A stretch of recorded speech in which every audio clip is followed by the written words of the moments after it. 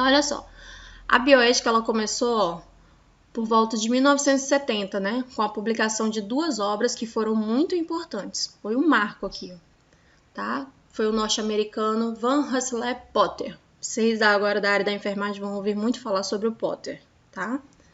E não é o Harry Potter, é outro Potter, muito mais importante pra gente. Então ele publicou aqui, ó, 2 livros fundamentando a teoria da bioética, tá? Lá em 1970 foi quando a gente começou a ouvir falar sobre bioética. Já em 71, ele traz o termo bioética com a obra de Biotechs, né? O Futuro. Foi escrita pelo oncologista norte-americano Potter, cuja preocupação primeira era buscar uma saída para o progressivo desequilíbrio criado pelo homem na natureza. Tá? Então aí já estava fundamentada a teoria científica, né, do conhecimento científico que foi trazido por Galileu Galilei. Então foi implementado, aquele método já vinha sendo aplicado há muito tempo, o método de pesquisa, né? Então você vai para um laboratório, faz aquele, aí a gente entra naqueles tipos de pesquisa que a gente tinha, que pode ser de campo, né? Pode ser de laboratório, e aí estava crescendo muito as pesquisas de laboratório embasadas no câncer, né? O câncer era uma doença que estava matando de uma forma absurda. Então a preocupação dele era essa, mas até que ponto essas pesquisas podem ser eficazes ou maléficas para essas pessoas que estão se submetendo, né, à pesquisa? Então vamos lá. Ele propôs um novo ramo do conhecimento e esse novo ramo tinha que ajudar as pessoas a pensar nas possíveis implicações, tanto positiva quanto negativa, nos avanços da ciência sobre a vida humana de maneira mais ampla de todos os seres vivos. Daí a gente começou a ter acesso a sabe o quê? Efeitos colaterais na bula, né? A gente começou a ter acesso de que antes a gente pensava que o quê? Medicamento de farmácia, ele só trazia benefícios, né? Você estava com uma infecção X, tomava um antibiótico tal e melhorava, e aquele antibiótico ele selecionava as bactérias específicas que estavam causando aquela infecção e que ele não trazia nenhum malefício para o organismo. Era isso que a gente pensava. E aí os cientistas eles foram obrigados, a partir da bioética, eles foram obrigados a colocar lá também os malefícios que essa medicação trazia. Então, geralmente, o que acontece? Que a gente viu lá em farmacologia. Uma medicação na farmacodinâmica e na farmacocinética dela, ela não consegue separar as células saudáveis das células infectadas. Então, ela faz uma baixa na imunidade, o que é muito normal, né? Além dos desconfortos gástricos, além dos desconfortos intestinais, além dos desconfortos hepáticos e dos desconfortos renais. Então, toda medicação tem um efeito colateral. Por isso que a gente precisa entender se o benefício que esse medicamento traz é maior que o malefício que ele vai me causar, né? Daí, depois de um tempo, foi fundamentada a lei do receituário, você só compra uma medicação X com a prescrição tal. E aí depois entrou vários tipos de prescrições, né? Foi fundamentado. Então as farmácias elas têm hoje a obrigação de não mais vender sem a prescrição médica. Tudo isso vem lá do ramo da bioética de 1970, tá? Uma coisa vai andando de mãos dadas com a outra e vai fundamentando a teoria da bioética tanto no Brasil quanto no mundo. Ele sugeriu que fosse estabelecida uma ponte entre as duas culturas, a científica e a humanística. Então, até que ponto a ciência, né, ela pode ir sem atrapalhar a formação humana de cada um de nós, né? E ele foi guiado por uma frase que é muito emblemática, vocês vão ouvir muito na área da saúde, assim, geralmente a gente usa bastante. Nem tudo que é cientificamente possível é eticamente aceitável. Então, assim, a ciência, ela pode muito. Ciência, ela é super poderosa, maravilhosa, incrível, sensacional. Todo mundo que estuda, que adquire um título, ele é considerado um cientista, ele pode fazer pesquisa, ele pode fundamentar sua tese, sua teoria, né? Mas será que essa ciência, né, que é possível através da ciência, é eticamente aceitável? Isso quem decide é o comitê de ética. E é por isso que cada etapa de uma pesquisa a gente vai colocando lá dentro dessa plataforma do comitê de ética e ele vai autorizando ou manda encerrar a pesquisa no mesmo momento, tá? Então, tudo que a gente faz é dentro dessa plataforma. Lá na bioética, né, tem um dos conceitos aqui que define ela, que é a ética da vida. Só um pouquinho. Tem gente aqui querendo entrar.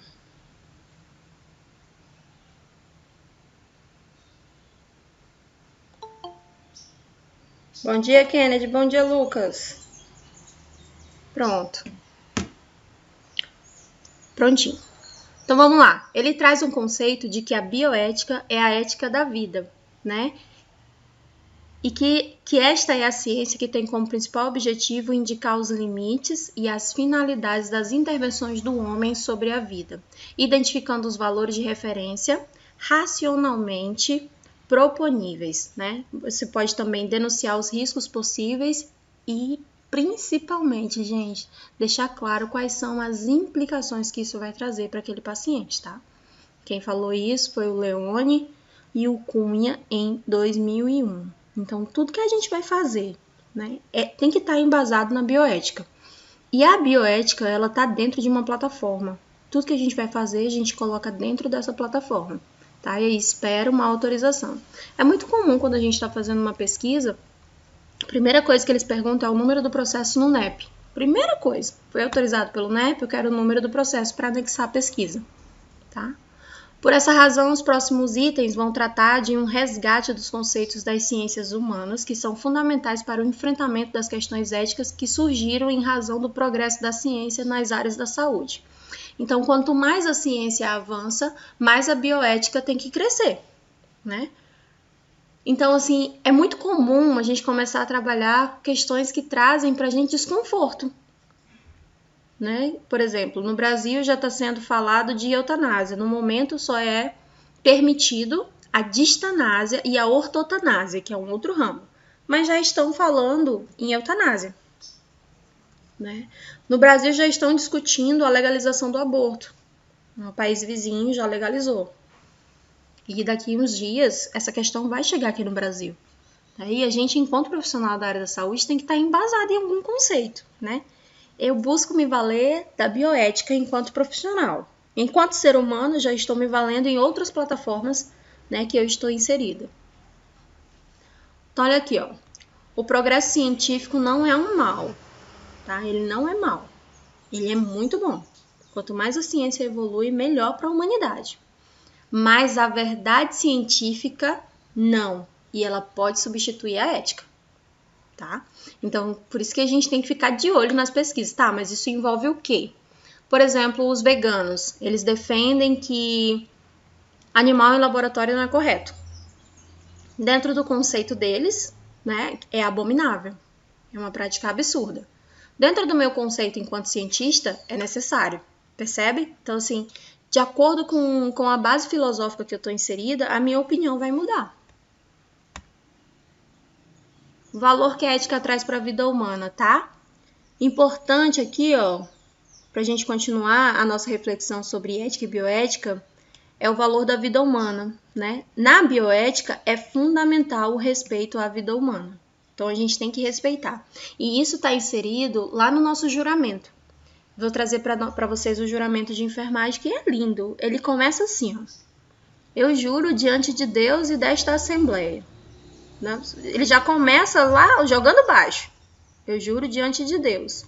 E diante desta Assembleia. A Assembleia é quem? A Assembleia são aquelas pessoas que vocês escolhem para estar lá. São pessoas importantes para você. Geralmente é pai, mãe, marido, filho, pessoas de cunho importante. Então você jura que vai proteger a vida humana desde a concepção até o pós-morte.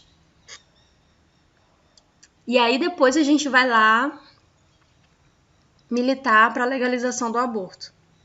É completamente incoerente, mas é cientificamente possível e eticamente aceitável, tá?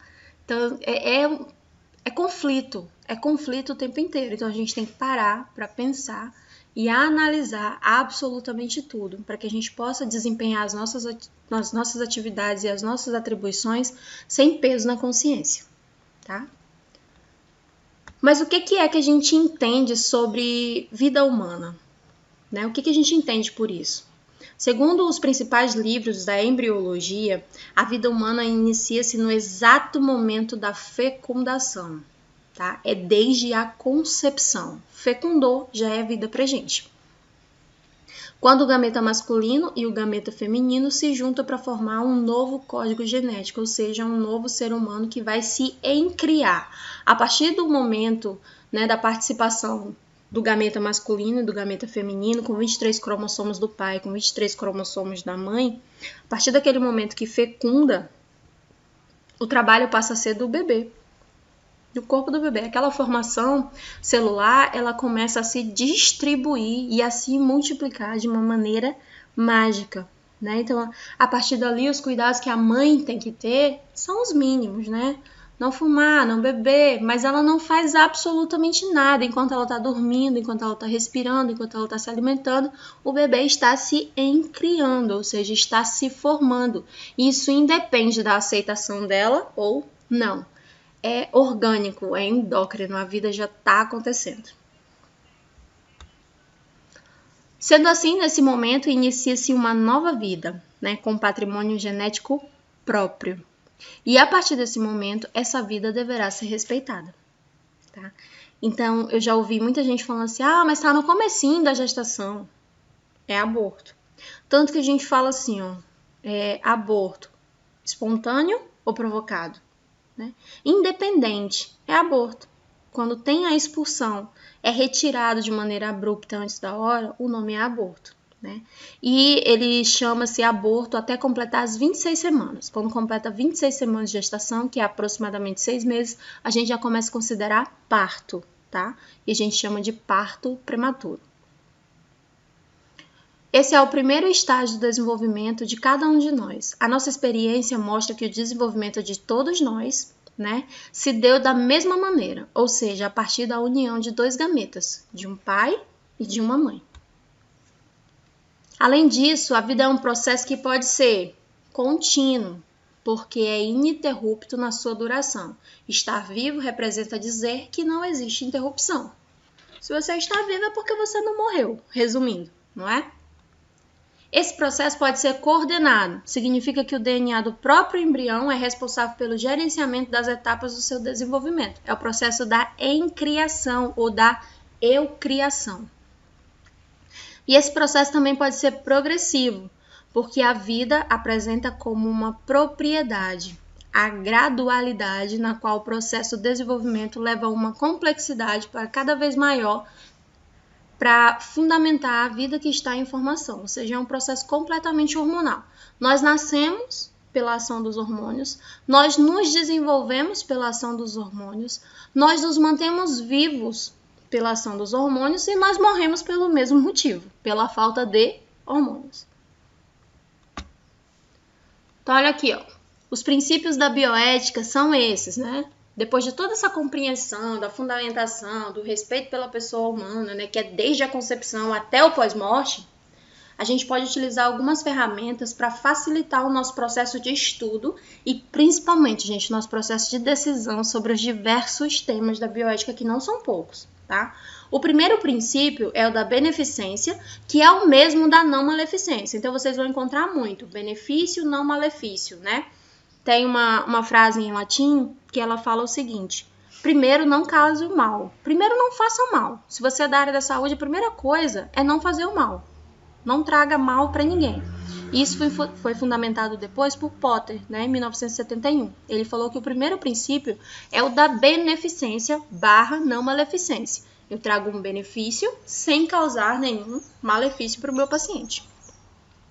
Depois eu tenho o processo, né, ou o princípio da autonomia, que é quando eu respeito a vontade do outro, né? E aqui entram questões, assim, absurdas. Virou moda, na América Central, há uns 20 anos atrás, tatuar, né, que você não queria ser reanimado, então você tatuava no peito. E isso era levado em consideração. Tava no hospital, a pessoa chegava chocada ou chegava parada, a gente abria a blusa e tava lá a tatuagem enorme no peito para que você não reanimasse. E aquilo era respeitado, aquilo era encarado como a vontade do paciente, aqui ó, o princípio da autonomia. Só que muitas das vezes eram apostas. A pessoa perdia uma aposta e tinha que tatuar isso, né? E as pessoas tatuavam, assim, o porquê não me pergunte. Para mim é um processo de ignorância absurdo. A aposta que fosse para lá, porque eu não queria saber não. Vou tatuar um negócio desse no meu peito. Então, depois de um tempo, a partir dos anos de 90, 95, começou a ser descartado o processo da tatuagem como sendo um documento, né, assinado pelo paciente, dizendo que ele não tinha a intenção de ser reanimado, ou seja, de ser ressuscitado, né? E aí a gente colocava esse paciente como NR, que é não ressuscitar. Aqui no Brasil tem um termo mais esdrúxulo e chulo, que a gente chama de SPP, que é se parar, parou. SPP. Na América Central é NR, tá? Que é para não ressuscitar.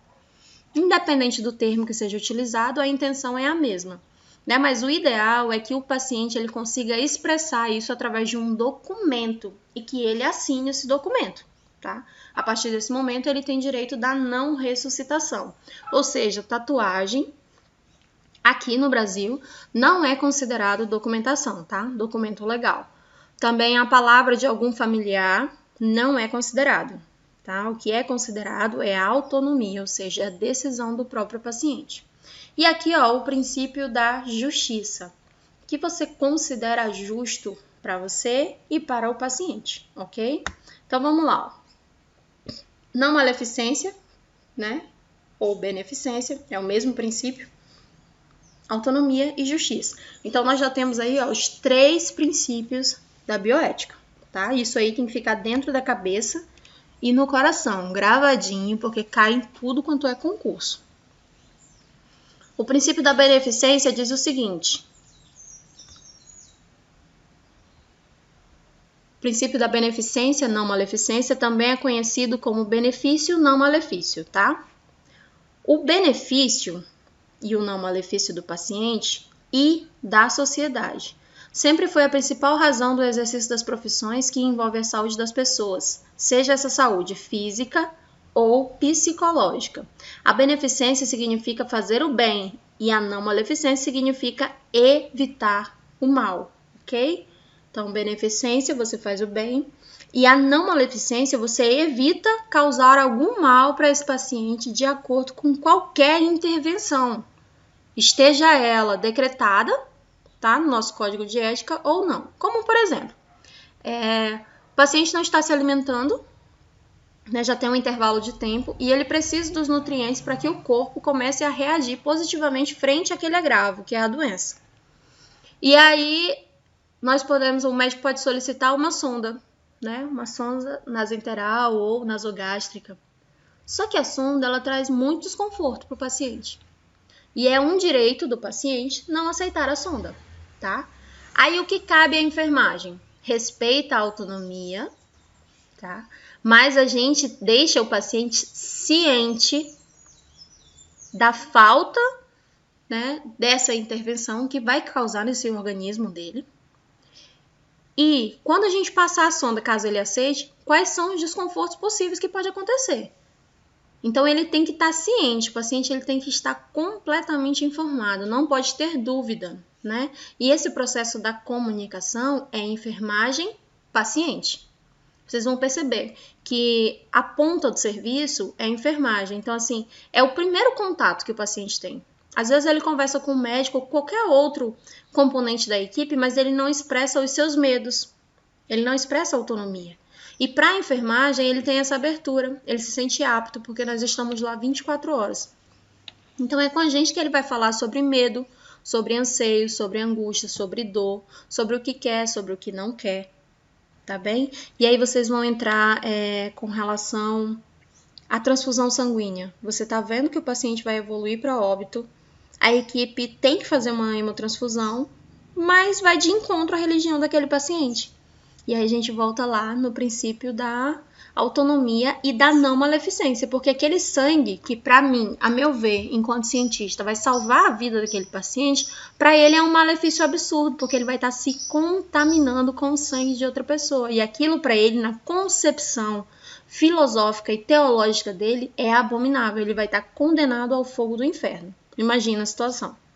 Tá? Então, a gente tem que estar sempre embasado nesses quesitos da bioética para nortear as nossas decisões, tá? Se esse paciente estiver desacordado, por exemplo, bom, eu sei que ele não quer, eu sei que não pode. Teoricamente, eu estou sendo antiética, né? Que eu estou infringindo um dos princípios da bioética, que é o respeito à autonomia da vida humana. Desse modo, sempre que o profissional propuser um tratamento a um paciente, ele deverá reconhecer a dignidade do paciente e considerá-lo em sua totalidade. Então, eu explico o procedimento e o paciente tem direito à recusa. Só que nessa recusa, ele tem que estar ciente de quais são os malefícios ou de quais são as consequências que o organismo dele vai sofrer, tá bem? E aí, quem decide é o próprio paciente. O quesito enfermagem aí é informativo e colaborativo, apenas isso. A decisão não é nossa, a decisão é sempre do paciente. Então, todas as dimensões do ser humano devem ser consideradas, desde a dimensão física, psicológica, social, espiritual.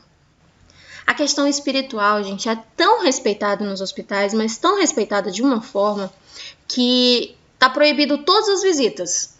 Qualquer igreja entra. Qualquer igreja entra, né? Como que acontece a divisão das igrejas dentro do hospital, de qualquer hospital? Tem um cantinho ecumênico. O hospital é católico, né? Mas tem um local ecumênico. O pastor pode ir lá, né? O pai de santo pode ir lá, a mãe de santo, o pajé. Então, qualquer que seja o quesito espiritual e religioso desse paciente, vai ser respeitado. Tá bem? Na Fundação Hospitalar, eu trabalhei lá por alguns anos da minha vida e todo dia tinha uma igreja específica para visitar, até para não aglomerar. Então, eles dividiam de domingo a domingo, as igrejas iam lá e escolhiam um dia e uma hora, né, daquele dia, para que não acontecesse choque de carga horária. Então, é uma coisa organizada e qualquer denominação cristã podia entrar e fazer suas visitas. Então, eles iam, não era a enfermagem que dizia, vai lá no seu João porque ele é católico. Não, vai lá na Dona Maria porque ela é da Umbanda, ela vai querer sua visita. Não era assim não. Essas pessoas, elas vão beira-leito, né? E elas perguntam se aquela pessoa quer uma visita espiritual, se ela quer uma oração, se ela quer uma intervenção religiosa. E aí é o paciente, mais uma vez, pelo princípio da autonomia, ele diz se quer ou não. Ok? E nesse momento a enfermagem respeita ao ponto de não intervir. Pode estar na hora da medicação, pode estar na hora do banho, qualquer hora. A gente deixa o paciente, porque aquele pode ser o único momento que ele tenha voltado para a espiritualidade dele. E com isso a gente visa oferecer o melhor tratamento ao paciente, tá? Lembra que eu falei para vocês que o paciente ele não é a doença. O paciente ele é um todo. Ele é o seu João que foi acometido por alguma patologia e não um pé diabético, por exemplo, né? Ele não é o paciente da hepatite, ele não é o paciente da HIV, ele é o seu João que está com uma patologia que nesse momento está trazendo devastações para aquele organismo, ok? Mas a gente tem que lembrar dele como um todo, né? Essa visão holística, ela tem que começar a ser implementada na cabeça de vocês desde agora. Tá? O paciente é todo ele. Seu conceito social, seu conceito físico, seu conceito espiritual, né? E tudo que ele entende sobre formação da vida humana. Ai, professor, onde é que eu vou achar tudo isso? Né? A gente encontra tudo isso numa ferramenta chamada capa de prontuário, que é onde a gente faz uma entrevista guiada no momento da internação. Essas perguntas são feitas diretas para o paciente. Agora o paciente está sem condições de responder. Quem responde é um representante legal, que a gente chama esse representante legal de acompanhante. Esse acompanhante tem que ser um parente de primeiro grau, tá? Ou uma esposa, por exemplo, ou um marido, mas tem que ser de primeiro grau. Em caso de idosos abandonados, é o cuidador, né? Em caso de crianças em situação de risco, é o Estado, é o tutor, o conselho tutelar, e por aí vai. Mas tem que ser um representante legal para responder essas perguntas. Lá na capa do prontuário tá o nome, a idade, o sexo, né? Onde nasceu, a naturalidade desse paciente, quantos irmãos, quantos filhos, doenças pregressas, doenças na família, né, doenças hereditárias, para que a gente possa pesquisar, religião, hábitos, grau de escolaridade. Então, todas essas informações estão na capa do prontuário. A gente não precisa adivinhar absolutamente nada, ok? Então, agora a gente vai para o princípio da autonomia, né? Que é o segundo princípio da bioética. É onde devemos utilizar como ferramenta para o enfrentamento de questões éticas e o princípio da autonomia. De acordo com esse princípio, as pessoas têm a liberdade da decisão sobre a sua vida. Tá? A gente está falando aqui, ó, sobre a vida daquele cidadão. É o processo de vida e morte dele. Então, não me entra na cabeça, ele não está ciente do que está acontecendo. Por exemplo, eu sei que é direito do paciente saber o que está acontecendo com ele. Mas vocês vão ver muito assim, ó. Olha, não fala pro papai que ele tem câncer, não. Deus me livre, se o papai souber que tem câncer, o mundo acaba, ele vai morrer só da notícia. Então a gente fala assim, deu uma alteraçãozinha, papai. Não, é porque o senhor tá ruinzinho assim, o senhor não tá querendo comer, porque deu uma alteraçãozinha no seu estômago. Aí o cara tá com baita câncer lá, esofágico, que tá acabando com ele. Mas na cabeça dele, ele só tem uma alteraçãozinha no estômago. Então aí, ó, a família, ela intervém no processo da autonomia. Elas não deixam que o paciente tenha acesso. E aí elas pedem para que a gente não fale. Só que o paciente tem direito de saber. E aí o paciente vai sair, o acompanhante em um momento vai sair da sala e o paciente vai chamar você e vai perguntar no seu olho, né? A enfermagem tem como sair pela tangente, né? Eu sempre brinco. Como a gente não dá diagnóstico, a enfermagem não fecha diagnóstico de doença, a enfermagem fecha diagnóstico de cuidado, então a gente fala assim, ó. Olha, seu João, amanhã o médico do senhor vai passar aqui às 5 da manhã. E aí eu vou falar para o médico do senhor, ou para a médica do senhor, que o senhor quer saber mais sobre esse ponto. E aí ele vai conversar com o senhor. E aí o médico não pode fugir, não. Tem que contar, tá? Médico e enfermagem não fecham com familiar. Médico e enfermagem fecha com paciente, ok? Por que, professora, isso? Princípio da autonomia é embasado no nosso código de ética e bioética, ok?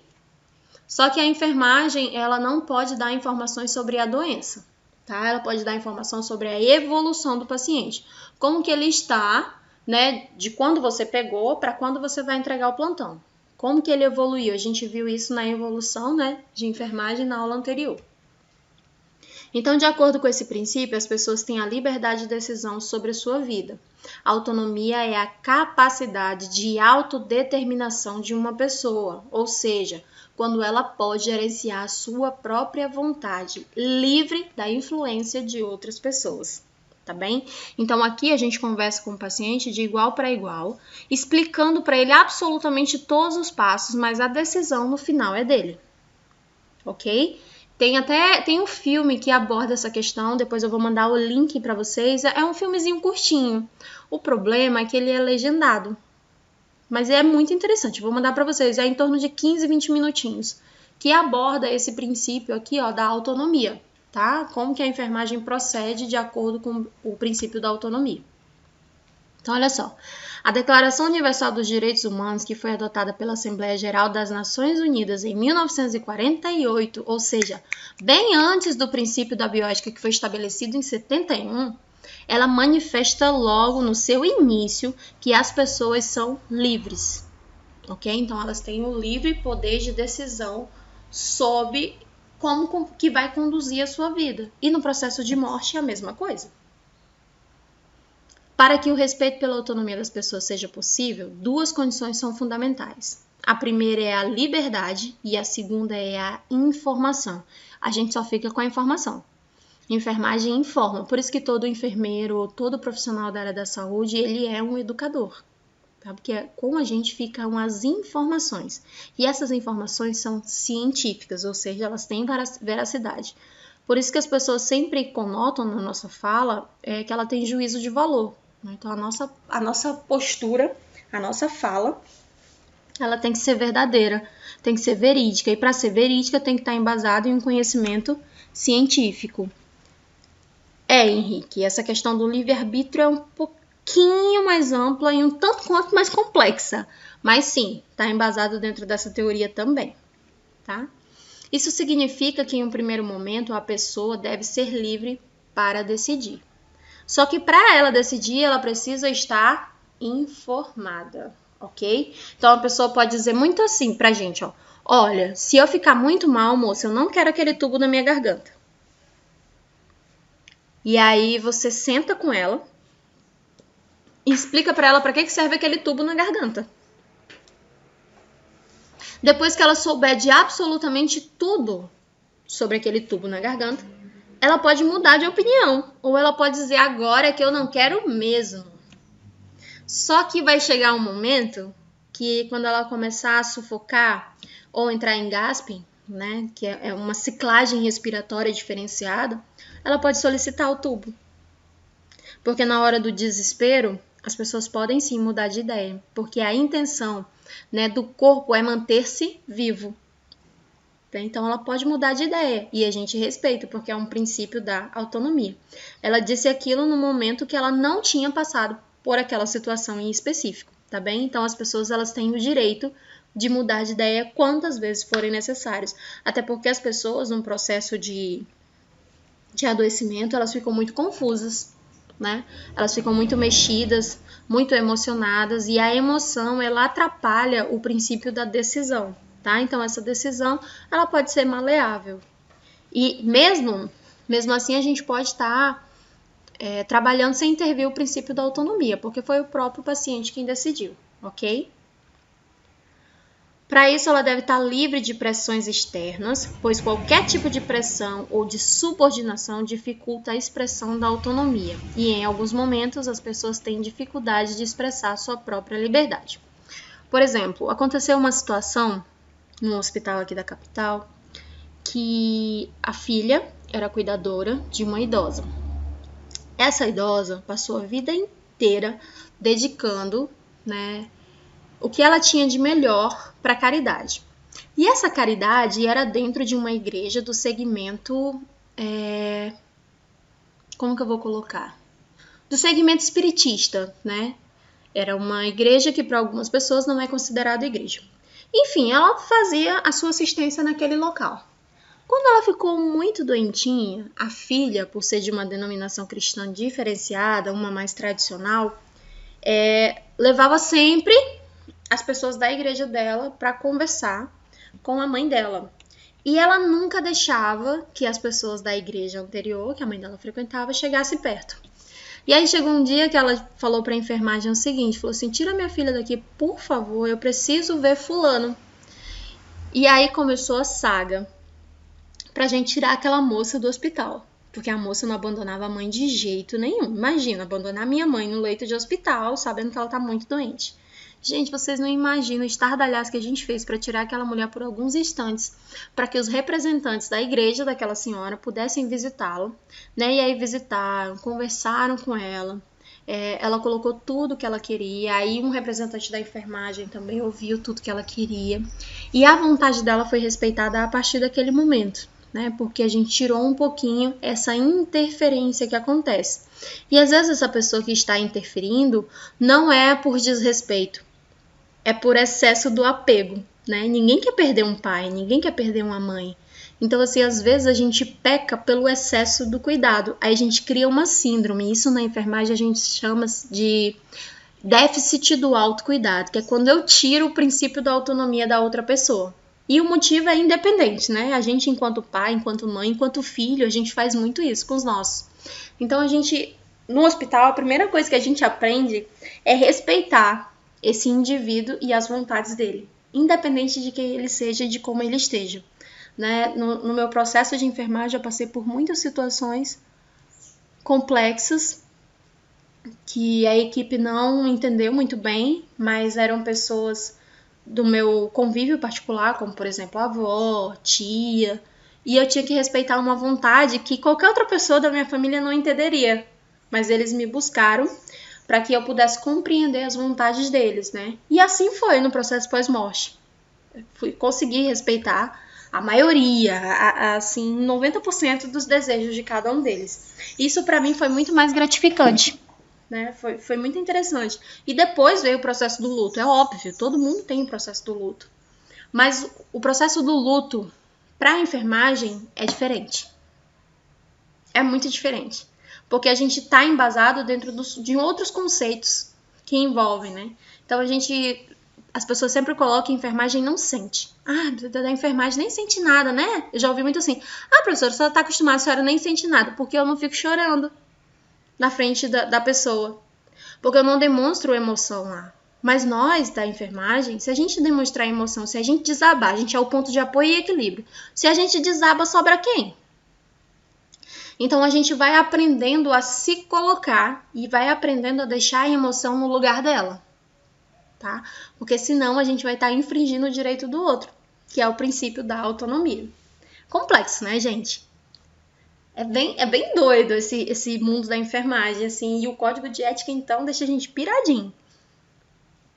Mas no final, a gente consegue desenvolver e desempenhar as nossas atribuições de uma maneira mais real, mas de uma maneira mais verdadeira, embasada nos nossos conhecimentos, né? Aqui eu trouxe um exemplo para vocês, ó. As crianças, por exemplo. Em razão do seu desenvolvimento psicomotor, a criança terá dificuldade de decidir o que é melhor para a saúde dela, né? Então a gente conversa com os pais ou os responsáveis legais. Ela terá o contrário, né? Ela terá a tendência de fugir do tratamento, porque ela vai julgar desconfortável. Só que se ela não tratar, ela pode evoluir para o óbito. Então é difícil a gente explicar para uma criança que aquilo é necessário para ela, né? Vocês dão atenção, quando vocês forem para a atenção básica, a gente atende muito criança, assim, que caiu e cortou, acidentes normais, assim, de criança mesmo, nem envolve um processo de doença em si. Vacina, por exemplo, campanha de vacinação, ou o moleque estava na árvore e caiu, cortou, né, fez um corte profundo, tem que suturar. E em situações que a gente que já foi moleque, a gente sabe que a gente passa. Aí vocês veem aquelas cenas maravilhosas, né? Menino grita, a mãe segura, o pai segura, aí chama a enfermagem para segurar. Nossa, uma cena horrorosa. Uma coisa absurda, né? E a gente tem que respeitar a decisão do pai. Às vezes a mãe fala assim, não, chega, não faz isso com meu filho, não, deixa, eu me viro em casa, eu fecho isso aqui sozinha, ou vai cicatrizar, precisa mesmo de suturar, doutor? Não, se não suturar ele vai morrer? Não vai morrer, mas não, então vai ficar assim, porque eu não quero. Ou então a mãe vai falar assim, vai fazer assim, e a gente tá dizendo, olha, mas eu nem tenho tanta necessidade. Não, vai fazer, porque se você não calar a boca eu vou lhe bater. Bem assim, né? Então a gente vai encontrar esse tipo de responsável para esses dois extremos, né? E nesse quesito criança, quem a gente escuta são os pais, os responsáveis legais. Só que tem um conselho tutelar, né? E se a gente observar que a decisão dos pais, né, vai de encontro à decisão da criança, à necessidade básica da criança, né, que chega a ser uma negligência, ou desassistir uma pessoa, a gente pode sim solicitar uma intervenção do Conselho Tutelar e aquela criança ela passa a ser de tutela do Estado. Trabalhei no Hospital da Criança um período e lá teve uma situação que foi muito complicada. Uma menina, ela teve uma fascite muscular, ou seja, a perna dela ficou muito inchada e tinha líquido e pus lá dentro e o médico abriu, então ele fez um corte, né, em toda a face muscular. Abriu a perna dela de fora a fora. E esse processo de cicatrização, ele demora meses. Essas pessoas vieram do Jordão. Tinha várias outras crianças em casa. Essa criança, inclusive, era uma das mais velhas. Então, assim, para os pais, estava uma coisa desumana cuidar dessa criança aqui. E aí, um belo dia, eles simplesmente assinaram o termo de alta revalia, né, que o paciente tem esse direito, assinaram o termo de alta revalia e foram embora com a criança. O médico responsável pela criança, quando chegou, surtou, ficou louco, e aí ligou para a polícia. Foram buscar no aeroporto, e a criança ficou sob tutela do Estado por 6 meses, né, aos cuidados da enfermagem apenas lá no Hospital da Criança. E os pais, eles voltaram para o Jordão para cuidar da vida deles. Eles não eram pais horríveis, não era isso, né?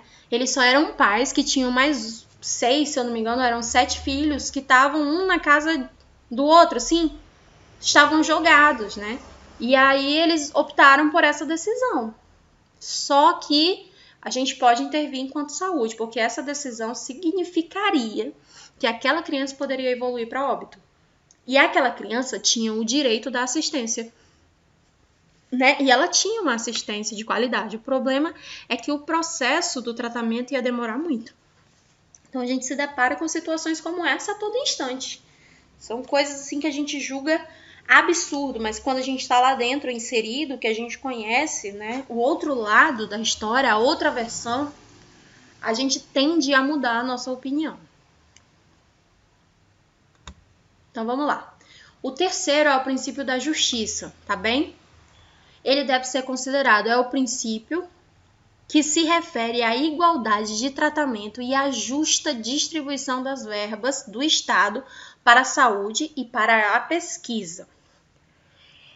Por exemplo, agora, não sei se vocês estão acompanhando nos jornais, chega a dar uma dor no coração. O caso do Amazonas, que está sem oxigênio.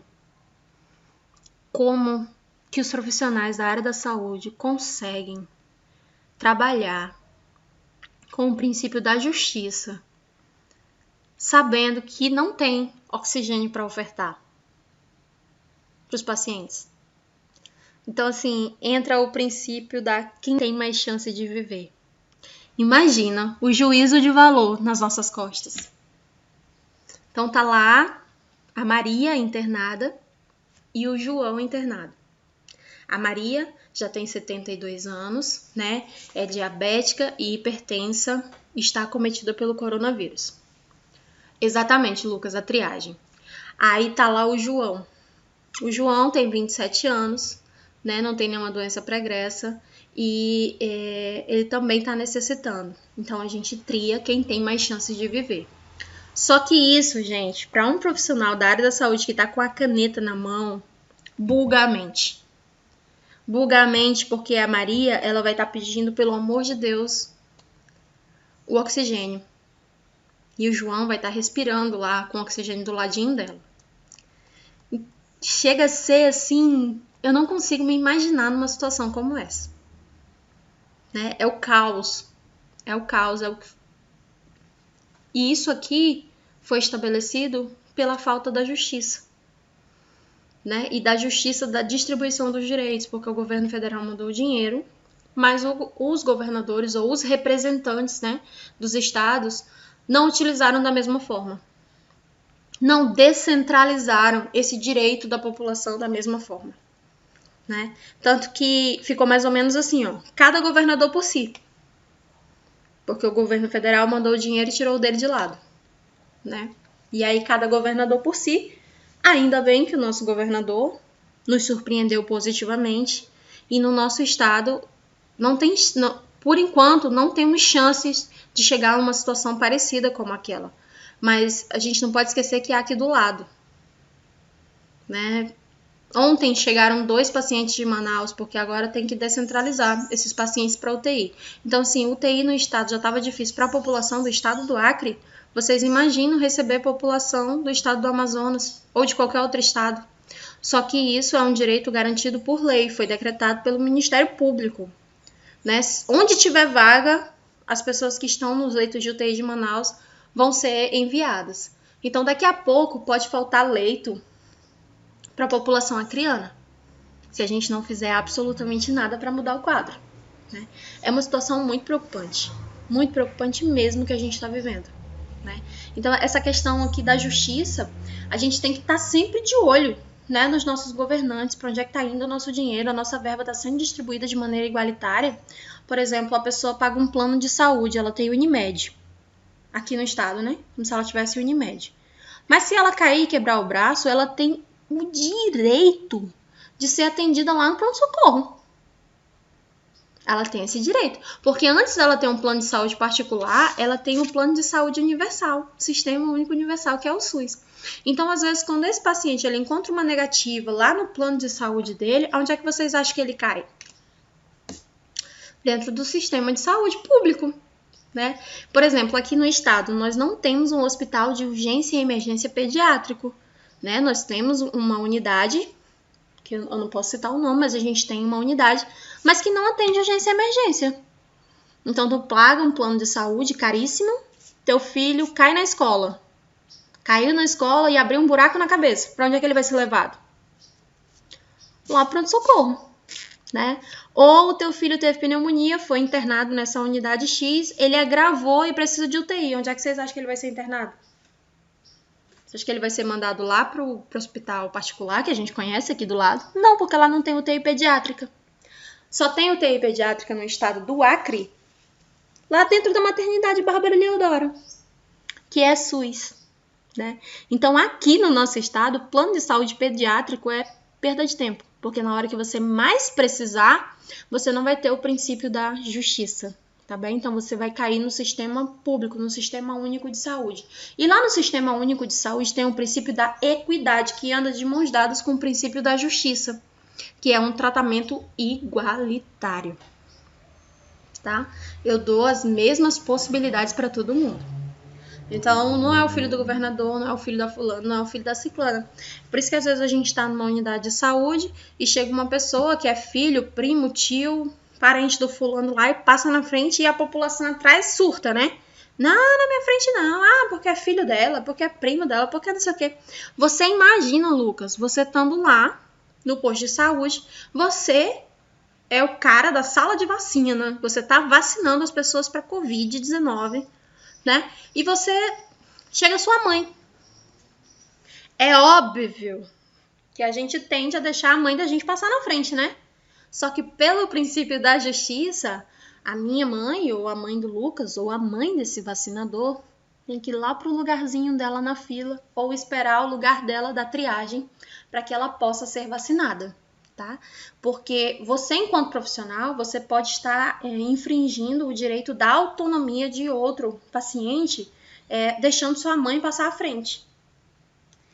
E isso, gente, eu tô falando porque acontece muito comigo.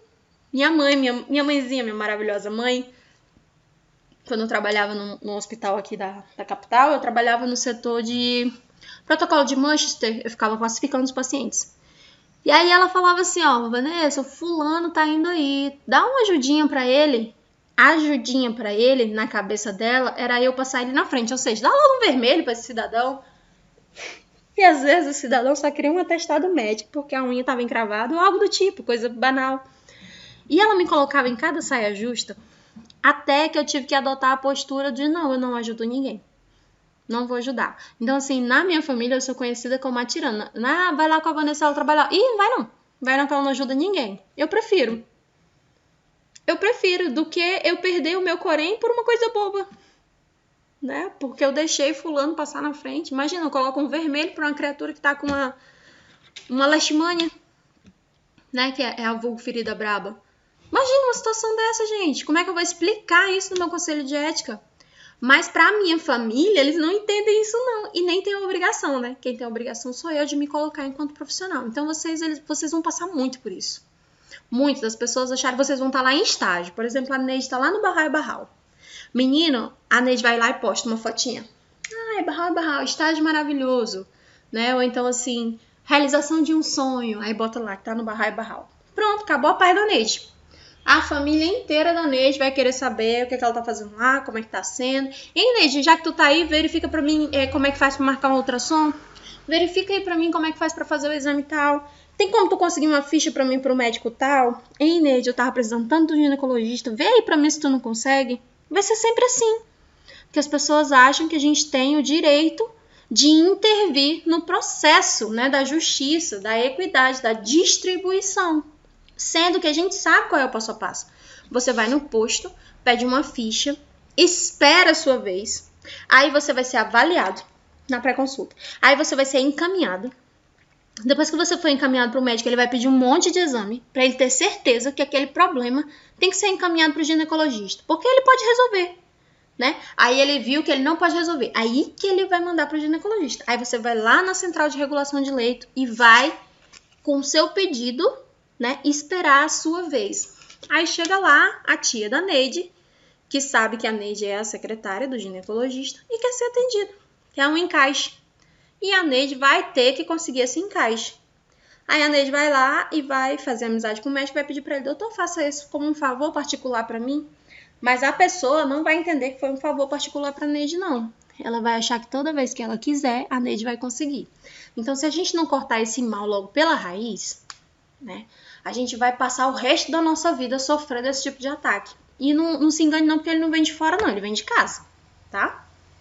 Então, aqui, ó. De acordo com o princípio da justiça, é preciso respeitar com imparcialidade, ok? É imparcialidade. O direito de cada um. Não seria ético uma decisão que levasse um dos personagens envolvidos, ou profissional ou paciente, a se prejudicar. E quando que eu prejudico o paciente? Nessa situação que eu acabei de dizer. Porque eu tô tirando, quando eu coloquei o encaixe para a tia da Neide, que estava querendo muito, às vezes chegou uma mulher com hemorragia grave ali, ó, que poderia ser para ela aquele encaixe de emergência, né? Mas não, aí eu, como diria minha avó, eu queimei um cartucho à toa. Então, olha só. Também é a partir desse princípio que se fundamenta a chamada objeção de consciência, que representa o direito de um profissional de se recusar a realizar um procedimento aceito pelo paciente ou mesmo legalizado. Aí entra onde eu queria chegar. Professora, eu sou contra o aborto. Eu tô no plantão que vai fazer o aborto dessa menina de 10 anos. E agora, como é que eu vou fazer? Você tem o direito de se recusar a participar desse procedimento. Agora, você não tem o direito de intervir ou de provocar algo para que esse direito dessa paciente não ocorra, entendeu? Porque ela tem um direito aqui, ó, foi legalizado. Ela tem esse direito. Agora, eu também tenho o direito de não participar, mas eu não tenho o direito de interferir na decisão dela. Né? Que é o que tentaram fazer, vários outros profissionais foram para frente do hospital, chamaram os pró-vida, né? Se colocam como pró-vida. Chamaram o médico de assassino, de não sei o que, de não sei o que, de não sei o que, e queriam linchar. A menina teve que entrar pela porta dos fundos no bagageiro de um carro. Imagina uma criança de 10 anos sem entender bulhufas do que estava acontecendo com ela. Uma situação muito complexa, né? Muito complicada. Então, todos esses princípios, né? Nós insistimos que eles devem ser as nossas ferramentas de trabalho. E ele deve ser considerado na ordem em que foram apresentados, pois existe uma hierarquia entre eles, tá? Vamos voltar para esse caso da menina de 10 anos. O médico que aceitou fazer o aborto, ele falou o seguinte, que a vida daquela criança de 10 anos estava correndo risco. Então, frente ao risco que o processo gestacional ia trazer para aquela criança, ia chegar um momento que ia morrer mãe e filho. Então, ele preferiu salvar a mãe. O que é muito... Não sei se vocês já assistiram algum filme em que o médico fala assim, ó, eu salvo a mãe ou o bebê. Não sei se vocês já assistiram, assim. Aí o pai fala assim, a mãe. Isso não existe no Brasil, gente. Isso não existe. É a mãe e acabou a história. É quem tem mais chances de viver. A mãe, né? Não é o processo da triagem, que o Lucas colocou aqui muito bem. A gente faz a triagem. E é sem sombra de dúvida, a mãe tem mais chances de viver do que a criança. Então, assim, esse médico, ele estava embasado no princípio da não maleficência. E da não maleficência era de não fazer o mal para quem? Para a gestora, para a genitora, que era aquela criança de 10 anos que estava gestando sem querer, sem saber o que estava acontecendo e sem poder, fisiologicamente, né? Mas aí, enquanto ser humano, eu penso diferente, né? Mas esse meu pensar diferente, ele só me dá direito de ir até o não, eu não vou participar. Desse procedimento em específico, eu não vou participar. Mas aí chegou lá a Joelma e falou assim, não, eu vou. Estão precisando de uma enfermeira para esse procedimento? Vou eu. Eu não posso intervir na decisão da Joelma. De jeito nenhum. Ainda bem que tem alguém que aceita, porque aquela menina precisava, né, daquele procedimento. Então, eu espero, gente, que tenha ficado claro essas questões para vocês, tá? Ainda no princípio da justiça, significa que, diante de um processo de decisão, nós devemos, em primeiro, nos lembrar do nosso fundamento, né? Quais são as bases que nos fundamentam? Depois, a gente procura não causar malefício. Depois a gente procura ter o benefício da autonomia. A pessoa quer, né? Ela precisa disso. E por último, o princípio da justiça, tá? E o reconhecimento do valor da pessoa. Em seguida, devemos buscar fazer o bem para aquela pessoa, ou seja, evitar o mal. E depois nós devemos respeitar as escolhas como a autonomia. E por fim, nós vamos ser justos. E tem coisas, minha gente, que acontecem na nossa vida enquanto profissional que a gente nunca vai conseguir dizer para ninguém. Algo que a gente tenha feito. A gente nunca vai conseguir dizer para ninguém. Mas o que eu posso dizer para vocês é que se faz sentido e está embasado dentro dos princípios da bioética, não ocorreu erro. E isso está descrito lá na Carta Magna, né, dos direitos constitucionais. Quando a minha intenção é salvar a vida, não há o crime. Ok? Para a gente finalizar, há vários anos os estudos demonstram que existem diferenças nos estados de saúde das pessoas em razão dos fatores socioeconômicos, dos fatores éticos, dentre outros. Portanto, se a saúde incorpora a necessidade do respeito e a proteção dos diversos fatores, para haver justiça é necessário considerar todos eles. Né? Por exemplo, no estado de Manaus, a gente sabe que é uma população ribeirinha. A maioria da população de lá, ela está distante dos grandes centros, né? Então, era de se esperar uma situação como essa, no caos total. Mas aí os recursos, né? A polícia está investigando, enfim, e há relatos de que os recursos foram desviados, porque eles só estavam pensando na população da metrópole. Eles não consideraram as populações que estavam afastadas, né? Das cidades mais distantes. Então, assim, o estado do Amazonas é um estado muito grande, né? E ele é muito fluvial, então a dificuldade para acesso é um tanto quanto maior. Bem complicado. Já na atenção básica, os diversos dilemas éticos poderão surgir na relação com o paciente, com a equipe de saúde, na obtenção do consentimento ou da preservação durante o sigilo das informações. Vou falar para vocês aqui uma situação que aconteceu num postinho de saúde, que até hoje eu fico rindo dessa colega, porque foi uma situação muito engraçada. Ela tinha o hábito de, toda vez que ela atendia uma situação X, ela falava. Chegava lá na Copa e falava assim, gente, atendi fulano numa situação assim, assim, assim. Dá para acreditar? Tantos anos, não sei o quê. E ela não falava na intenção de discutir o caso, não. Ela falava na intenção de falar mesmo. Meu Deus, que absurdo, né? Fazia juízo de valor. Aí um belo dia, eu vi uma moça entrando na sala dela. Aí a moça entrou, foi consultada, saiu. E vocês sabem que eu sou movida a café. Tô eu lá na Copa, tomando meu cafezinho. Daí ela chegou e falou assim, menina, acabou de ir uma mulher lá na minha sala. Jovem, assim, assim, assim. Você acredita que ela tava com X doença? Aí eu soltei a xícara assim e falei assim, não acredito. Aí ela falou, sério, amiga? Não sei o que. Eu falei assim, meu Deus, ela é minha irmã. Aí ela ficou branca, pálida, vermelha, roxa. Meu Deus, não, amiga, não sei o que. Eu falei, não, cara, ela é minha irmã. E agora? Não, eu tenho que falar isso pra minha família. Isso não pode ficar assim, não sei o que. Minha mãe vai matar ela. Aí eu cresci a situação, sabe? Fiquei brincando com aquilo, brincando com a cara dela. Daí no final, quando ela tava bem nervosa, eu falei pra ela, olha, é brincadeira. Eu não sei nem quem é essa moça. Nunca vi na vida, vi agora há pouco tempo, porque, né, por acaso ia passando. Mas poderia ser. Então a gente não pode esquecer, gente, que Rio Branco é um ovo, né? E posto, a gente atende a comunidade local. Então a gente não pode falar da situação do paciente em situação alguma para os nossos colegas, a menos que a gente vá discutir o caso. Então aí a gente não coloca nome, a gente coloca o caso. Né? Olha, gente, aqui na cidade, aqui no nosso bairro tá tendo vários casos de sífilis. O que a gente pode fazer para a gente evitar, né? Qual a campanha que a gente pode fazer aqui? Isso pode ser colocado, mas eu não posso dizer que a Maria, né, que é casada com Felisberto, que ela tá com sífilis. De jeito nenhum. Porque o acesso, ele visita a casa dessa pessoa. Ele tem acesso ao seio familiar, o sagrado daquela pessoa. Então, a gente não pode falar. Eu trabalhava no posto de saúde lá no São Francisco e várias meninas não iam fazer o PCCU comigo. Eu atendia a menina que vinha do Taquari, eu atendia a menina que vinha de diversos outros bairros, menos do bairro que eu morava. Sabe por quê? Porque as pessoas achavam que pelo fato de eu as conhecer, iria entrar o juízo de valor. né? Então, é muito comum a pessoa mora no bairro X e fazer o preventivo no bairro Y. Aí a gente conversa, por que a senhora não vai lá no bairro da senhora? Não, lá de jeito nenhum, eu conheço a enfermeira desde que eu nasci, desde que eu era criança que eu conheço aquela enfermeira lá, não vou com ela não.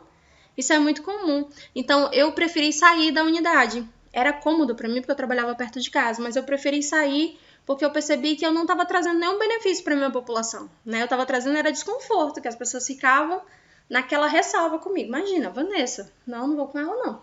E aí eu troquei de lugar com outra enfermeira, e aí consegui fazer um trabalho incrível em outra unidade, e ela conseguiu fazer um trabalho incrível lá no postinho com a minha população.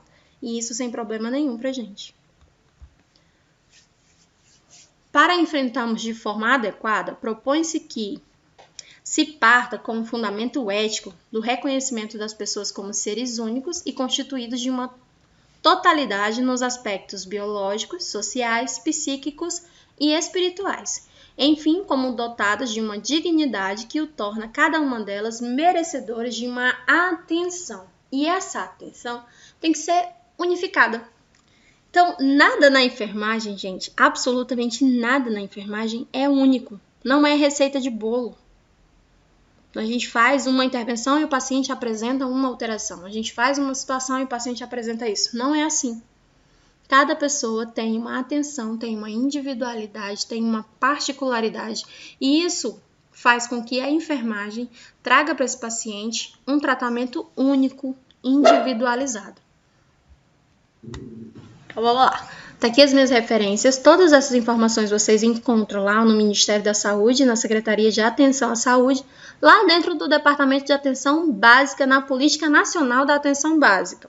Também vocês vão encontrar lá dentro do Ministério da Saúde, no livro do Leone, do Primavera e do Cunha, tá bem? Para quem quiser as referências bibliográficas.